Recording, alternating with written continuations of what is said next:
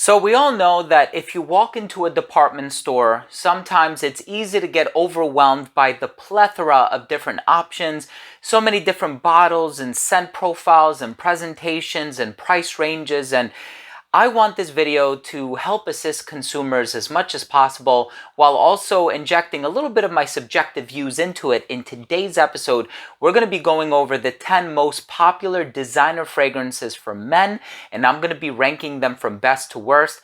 I'm excited to give you my thoughts on these fragrances, so make sure to stay tuned.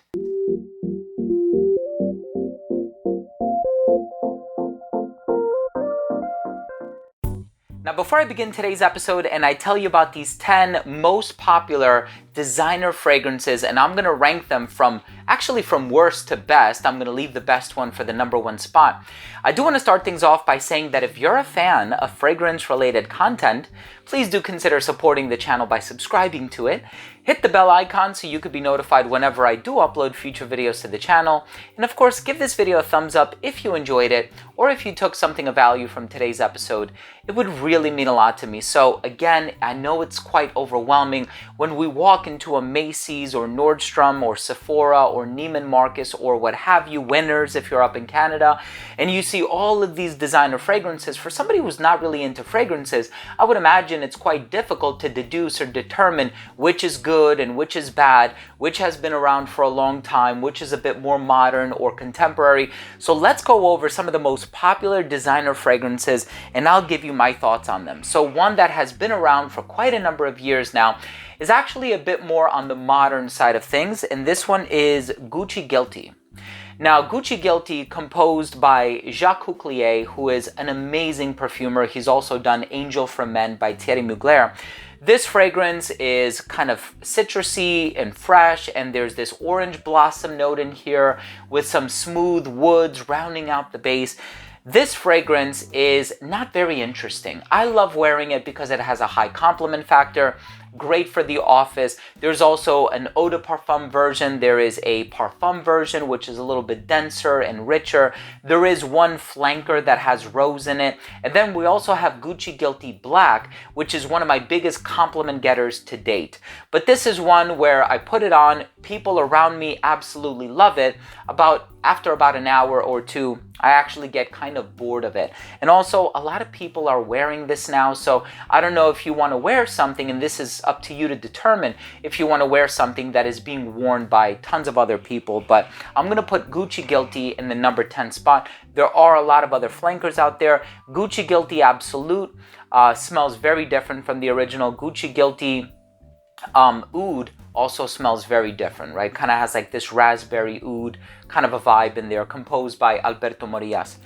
We also have another Alberto Morillas composition. This one is called Versace Pour Homme.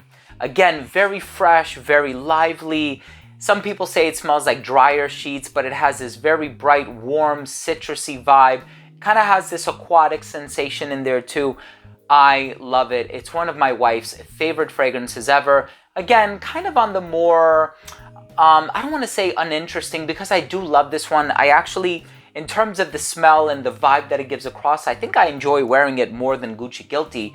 But it's not complex, right? It is a rather simple composition.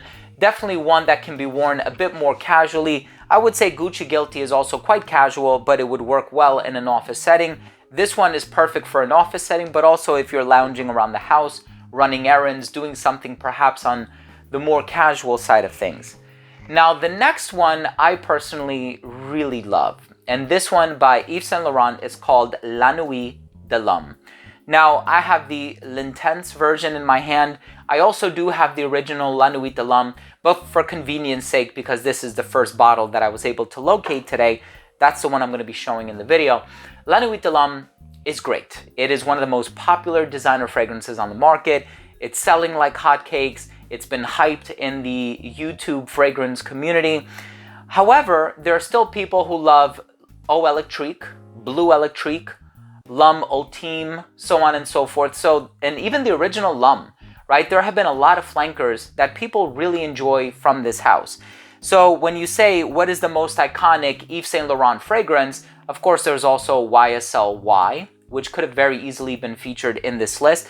But due to the fact that La Nuit de l'Homme has been around a little bit longer, I wanted to give it its due diligence, if you will. I wanted to give it its props. It's been around for a long time. I want to feature it in this video, and I think it's an amazing fragrance. Cardamom, a little powdery, very smooth, sophisticated. Now, the next one for a lot of people might be in the number one spot, but remember, this list is subjective. This is probably the biggest compliment getter on this entire list, but I'm kind of bored of it by now. Sorry to say that. This one is Dior Sauvage by Christian Dior. I think it's a wonderful fragrance. The bergamot, the ambroxan, the black pepper, the aquatic and oceanic qualities, the pimento that's in there, very nice, spicy, fresh, and refreshing, kind of on the sporty side of things. Of course, they have Sauvage Elixir, which is quite spicy, and they do have some stronger concentrations out there. I love the effervescence and the diffusiveness of the original, and this was my first bottle. As you can tell, there are like 1 or 2 sprays left. It's pretty much empty, and very strong too. So that says a lot about, you know, fragrances getting reformulated and stuff like that throughout the year. So Dior Sauvage is great. The only drawback, wow, it is strong. The only drawback is that a lot of people wear Dior Sauvage, right? Like 7 out of 10 guys have a bottle of Dior Sauvage in their house. So just be leery of that. The next fragrance I want to talk about is definitely one that has been around for a long time. Also tons of flankers. But when we're talking about, well, what is the most popular, we need to pay homage to the original, because that is what has spurned the creation of all of the flankers. And this one is 1 Million by Paco Rabanne. This is a sort of cinnamon, ambery type of a fragrance. People say it smells like bubble gum or chewing gum or whatever. There is a bit of sweetness in there. The vanilla tonka bean and the dried down, the amber and the cinnamon are very nicely done. And this one also has a bunch of flankers, right? We even have a new one coming out this year in 2023. I personally do love the smell of this one, but I think the effectiveness in terms of how much it's able to satisfy my senses is determined by how often I wear it. So it's one of those fragrances where I can't wear it every single day. If I wear it once every 2 weeks, I love it. And, you know, even though it gets a bit played out and it was at one point like the number one clubbing fragrance, you go to a club, you want to smell sweet, high compliment factor, ladies love it, or the majority of the ladies that I've encountered in my life absolutely love it. However, you do run the risk of smelling like a lot of people around you, but I love it. Now we have a mid-90s release, Aqua by Giorgio Armani. Now this is the new one actually. This is the Eau de Parfum, and obviously with an Eau de Parfum designation, one would expect it to be a bit stronger. I do think it is. The original Aqua the lime, the jasmine, very fresh, bright, citrusy. Another fragrance composed by Alberto Morillas. You know, he did Versace Pour Homme. He also did Aqua So now that we do have the Eau de Parfum version, it might be worth revisiting this line, but it did definitely influence a lot of aquatic fragrances that came after it. But this fragrance was also influenced by some greats that came before it, like Aspen Coty and or Aspen by Coty, I should say, Cool Water by Davidoff, and even Green Irish Tweed by Creed, which was an 85 release. Of course, we also have one of my most recommended fragrances. And what I mean by that is whenever somebody says, hey, I want to purchase a new fragrance, or if it's a woman saying, I would like to buy a new fragrance for my husband or my boyfriend, what would you recommend? I always say go with Bleu de Chanel by Chanel. This is an amazing incense and grapefruit fragrance. You have resins, you have woods, very classy, elegant, professional. This is a magical fragrance. Works so great for the office. You can't go wrong with Bleu de Chanel. I have the Eau de Toilette. The other concentrations are also very, very good. Definitely try it for yourself if you haven't. I'm sure everybody has tried it by now, but it has some utility that some of the other fragrances don't. So it's a little bit more utilitarian in the sense that the versatility for something like a Bleu de Chanel is higher than Versace Pour Homme or even 1 Million. 1 Million is great for, you know, clubbing and night out and parties and whatnot. This is a little bit more professional. You can go on a date in a nice, you know, blazer, shirt and tie, or you can even wear it to the office. So I really love that. Something like Dior Sauvage or Versace Pour Homme is perhaps a little bit more sporty, more youthful, more casual. So maybe it lacks some of that utility. Now we're getting to the number 3 spot, and I have to give it to Ombre Leather by Tom Ford. what an amazing fragrance. I tried to forego including any private blends in this list just because they are quite expensive. So I was kind of aiming for like the signature line. And of course we have Grey Vetiver and we have Noir and we have many flankers of Noir, but there's something about ombre leather that is really magical because among the designer crowd of releases, if you will, we don't see fragrances that push the envelope as much as that did. However, it is kind of derivative because it came out after Tuscan leather, which has the same leather accord, but this one doesn't have that raspberry note. So you don't have this fruity sensation, kind of go straight into that leathery saffron thing that's happening in there. But again, amazing release. The next fragrance is one of my favorites of all time, same perfumer as Gucci Guilty. So you're probably noticing that a lot of these perfumers release hit after hit after hit. This one is Angel for Men by Thierry Mugler. Now this is the OG. This is the original, one of the most popular fragrances, came out in the mid-90s. Of course, since its release, we've seen many flankers like a Pure Malt, Pure Havane, Pure Coffee, Pure Leather, Ultra Zest, Pure Energy, so on and so forth. But the original is what started it all. The caramel, the ethyl maltol that gives it that cotton candy vibe. You have the patchouli in the dry down. It's a bit ambery as well.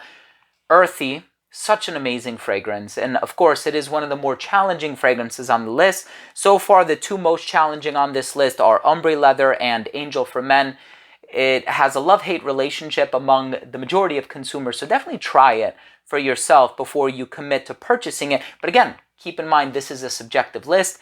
These are, or this ranking I should say, is kind of modeled around what my personal favorites are and which ones I think have earned the most respect in my books.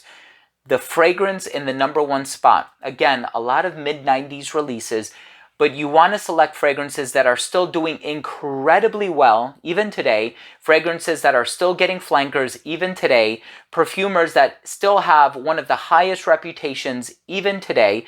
And this fragrance, despite the fact that it was released like 3 decades ago, almost 3 decades ago, is still doing incredibly well in sales, and I still smell it on people, and the smell is still modern. There's nothing about it that smells dated or old school or anything like that.